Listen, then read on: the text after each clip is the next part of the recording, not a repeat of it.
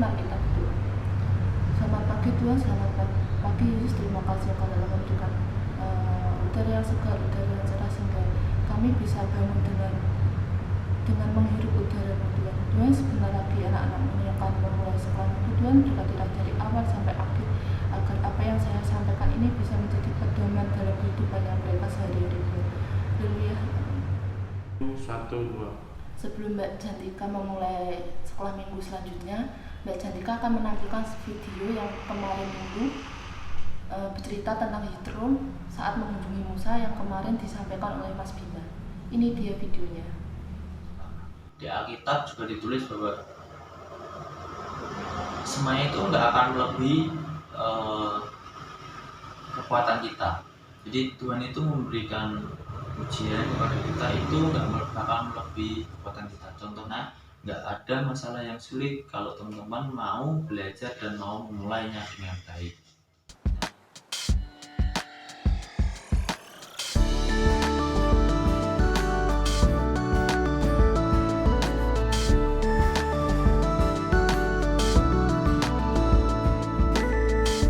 Kecaplah dan lihatlah betapa baiknya Tuhan itu. Rasakan dan nikmati kasih setia Tuhan. Kecaplah dan lihatlah betapa baiknya Tuhan itu. Rasakan dan nikmati kasih setia Tuhan. Syukur bagimu Tuhan, segala hormat bagimu Tuhan, Allah yang mengasihiku, Allah yang memeliharaku selamanya.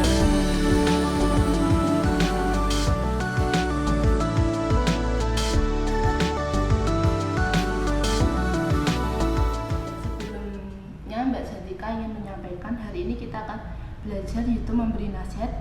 Tapi sebelum memulai pelajaran, siapkan Alkitab kalian, buka di Keluaran 18 ayat 13 sampai 17. Mbak Jantika ulangi, Keluaran 18 ayat 13 sampai 17.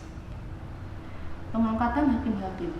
Keesokan harinya duduklah Musa mengadili di antara bangsa-bangsa itu, dan bangsa itu berdiri di depan Musa dari pagi sampai petang. Ketika mertua Musa melihat segala yang dilakukannya kepada bangsa itu, berkatalah ia, "Apakah ini yang kau lakukan pada bangsa-bangsa itu? Mengapakah engkau seorang diri saja hanya duduk, sedangkan seluruh bangsa itu berdiri di depanmu dari pagi sampai petang?" Kata Musa pada mertuanya itu, "Sebab bangsa ini datang padaku untuk menanyakan petunjuk Allah. Apabila ada perkara di antara mereka, maka mereka datang padaku, dan aku mengadili antara yang seseorang dan yang lain. Lagi pula, aku memberitahukan pada mereka ketetapan-ketetapan dan keputusan-keputusan Allah." Tetapi mertua Musa menjawab, "Tidak baik seperti yang kau lakukan itu. Engkau akan menjadi sangat lelah, baik engkau, baik bangsa yang berserta engkau itu. Sebab pekerjaan ini terlalu berat bagimu. Takkan sanggup engkau melakukan seseorang diri saja. Jadi sekarang dengarkanlah perkataanku. Aku akan memberi nasihat padamu, dan Allah akan menyertai engkau. Adapun engkau, wakililah bangsa itu di hadapan Allah, dan kau hadapanlah perkara-perkara mereka pada Allah. Kemudian haruslah engkau mengajarkan kepada mereka ketetapan-ketetapan dan keputusan-keputusan, dan memberitahu kepada mereka jalan yang harus dijalani dan pekerjaan yang harus mereka lakukan. Di samping itu, kau carilah dari seluruh bangsa itu orang-orang yang cakap dan takut akan Allah, orang-orang yang dapat dipercaya, dan yang benci kepada pengajaran suap. Tempatkanlah mereka di antara bangsa itu menjadi pemimpin 1.000 orang, pemimpin 100 orang, pemimpin 50 orang, dan pemimpin 10 orang. Dan sewaktu-waktu mereka harus mengadili di antara bangsa, maka segala perkara yang besar haruslah dihadapkan mereka padamu. tetapi segala perkara yang kecil diadili mereka sendiri. Dengan demikian mereka meringankan pekerjaanmu, dan mereka bersama-sama dengan engkau turut menanggungnya.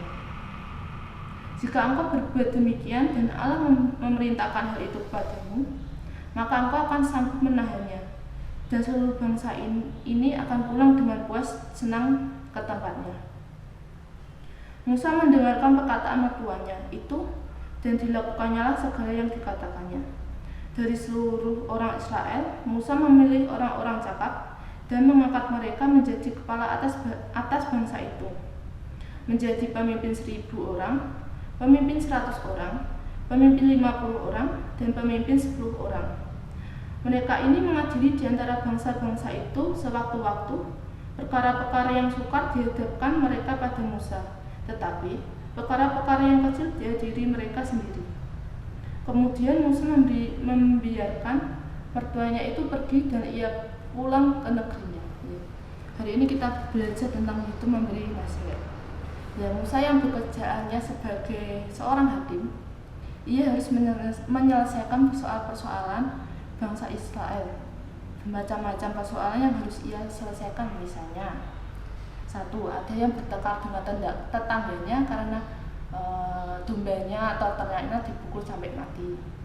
Kedua, ada yang mengadu karena utangnya tidak dibayar sampai saat ini. Dan yang ketiga, ada yang menangis karena diperlakukan kejam oleh majikannya, dan masih banyak lagi. Sampai sore hari pun masih banyak orang-orang yang datang kepada Musa. Mereka membawa masalahnya masing-masing. Sampai sore hari pun bangsa Israel masih datang sampai antrian panjang. Hingga akhirnya Musa pun terpaksa harus membubarkan mereka. Dan keesokan harinya mereka pun datang kembali ke tempat Musa untuk mengadukan masalah mereka. Tetapi ketika Yitro, mertua Musa itu melihat apa yang dilakukan Musa, menurutnya Yitro sangat kasihan. Ketika ayah mertua Musa itu datang ke tempat Musa, Yitro itu tidak sengaja melihat Musa. Dalam hatinya Yitro berkata, wah, mantu saya kok kasihan ya. Dia seorang hakim tapi pekerjaannya hanya dia sendiri yang melakukannya, tidak ada yang membantu.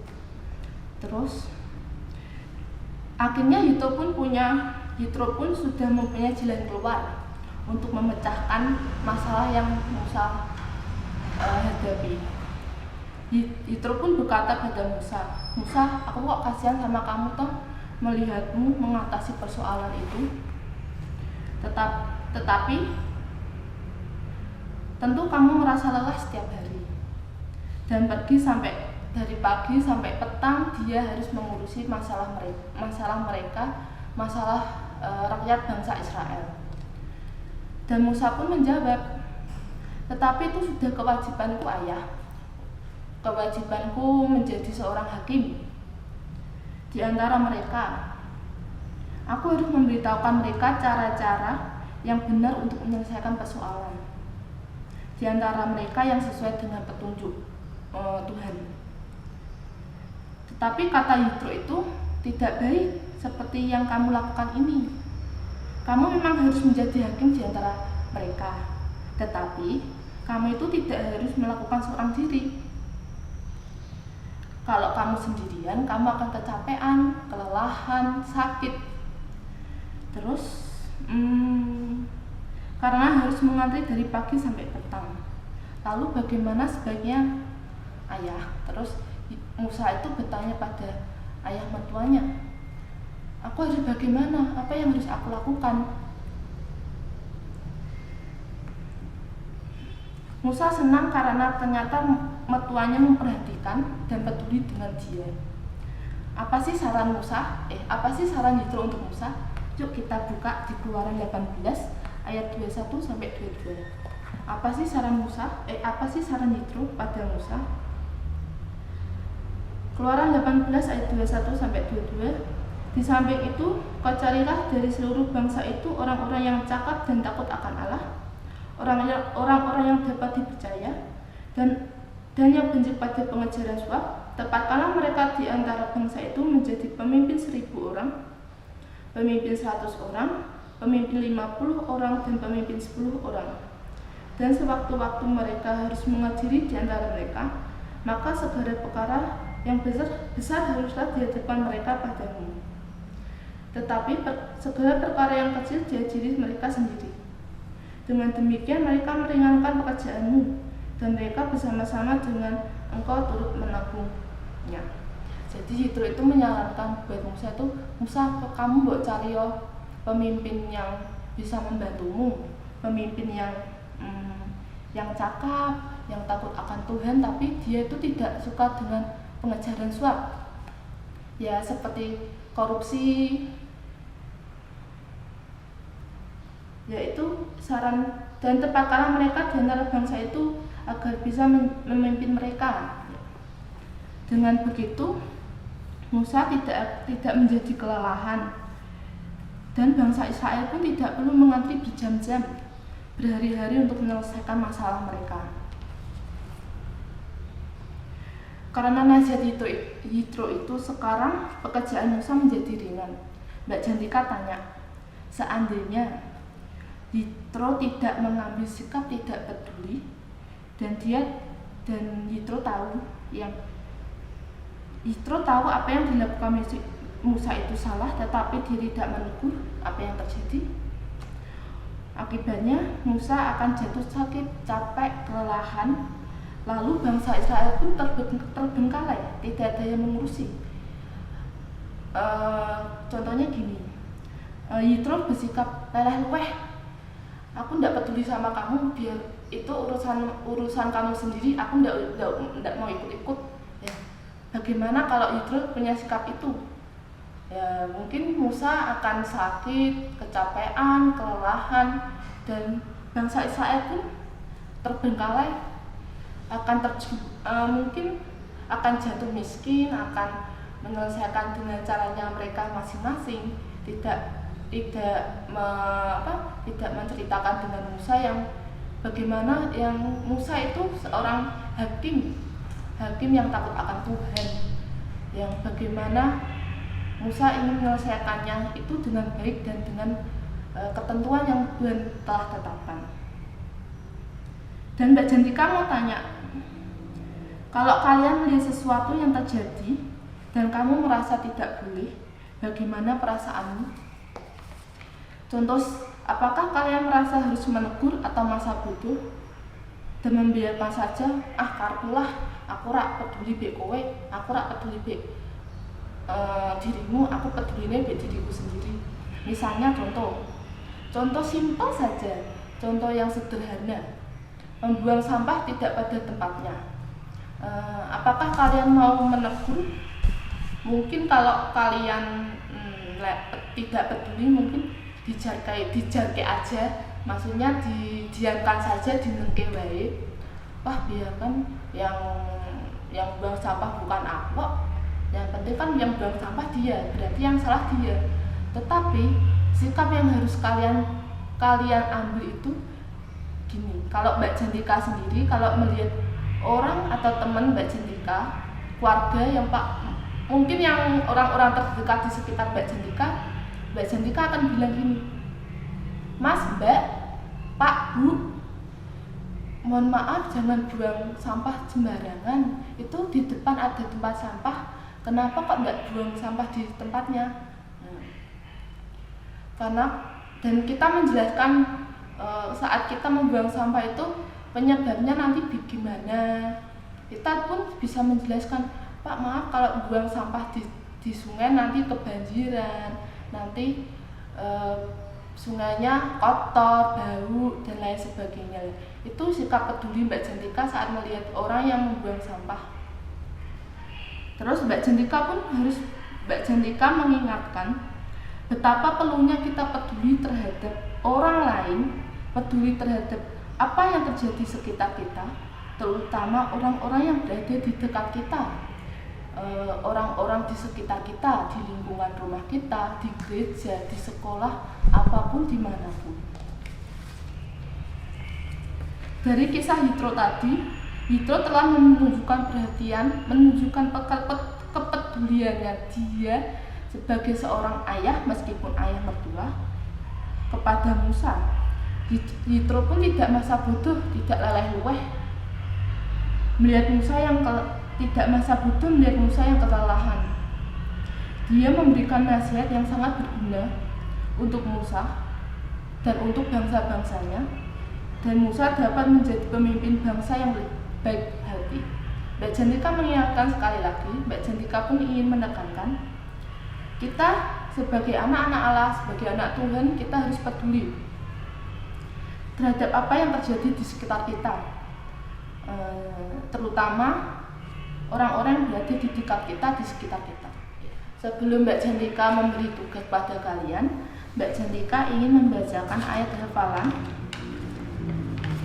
yang diambil dari 1 Tesalonika 5 ayat 11.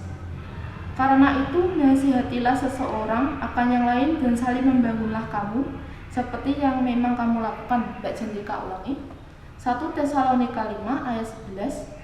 Karena itu nasihatilah seseorang akan yang lain dan saling membangunlah kamu seperti yang memang kamu lakukan. Mbak Jantika ingin memberikan tugasnya yaitu siapakah yang peduli dan apa yang dilakukan untuk menunjukkan kepeduliannya. Untuk menemukan jawabannya, kalian harus membuka 1 Yohanes 2 ayat 1 sampai 11. Yang kedua, Yohanes 5 ayat 1 sampai 8. Yang ketiga, Yohanes 6 1 sampai 15. Dan yang terakhir, Yohanes 9 ayat 1 sampai 7. Mbak Jantika ulangi. Untuk menemukan siapa sih yang peduli dan apa sih yang mereka lakukan untuk menunjukkan kepeduliannya, kalian harus membuka 1 Yohanes 2 ayat 1 sampai 11, yang kedua Yohanes 5 ayat 1 sampai 8, dan Yohanes 6 ayat 1 sampai 15, dan Yohanes 9 ayat 1 sampai 7. Ya, sebelum Mbak Jantika mengakhiri sekolah minggu pada pagi hari ini, Mbak Jantika ingin mengingatkan, jangan lupa persembahannya disimpan atau dititipkan kepada orang tua ya. Terus sebelum kita mengakhiri sekolah minggu kita pada pagi ini, mari kita berdoa. Tuhan, selamat pagi Tuhan, terima kasih Engkau telah memberi Tuhan, terima kasih Engkau telah memimpin sekolah minggu dari awal sampai akhir. Tuhan, saya sebentar lagi sekolah minggu akan berakhir. Tuhan, berkatilah anak-anakmu ini, berkatilah kedua orang tuanya Tuhan, dan kami ingin mengambil komitmen Tuhan agar kita bisa peduli dengan keadaan sekitar, kita peduli agar kita bisa peduli dengan orang lain yang berada di sekitar kita Tuhan, maupun yang ada di dekat kita Tuhan. Tuhan, sebentar lagi sekolah minggu ini akan berakhir. Tuhan, berkatilah anak-anak ini Tuhan, berkatilah masa depannya, berilah kesehatan untuk mereka Tuhan. Semoga apa yang saya sampaikan ini bisa menjadi pedoman untuk kehidupan mereka sehari-hari Tuhan. Haleluya, amin. Mbak Jantika mengucapkan selamat hari Minggu, Tuhan Yesus memberkati. Oh iya, Mbak Jantika ingin mengingatkan jangan lupa memakai masker, memakai hand sanitizer atau mencuci tangan di air mengalir, menjaga jarak 1 atau 2 meter, dan yang pasti jaga kesehatan ya. Dadah.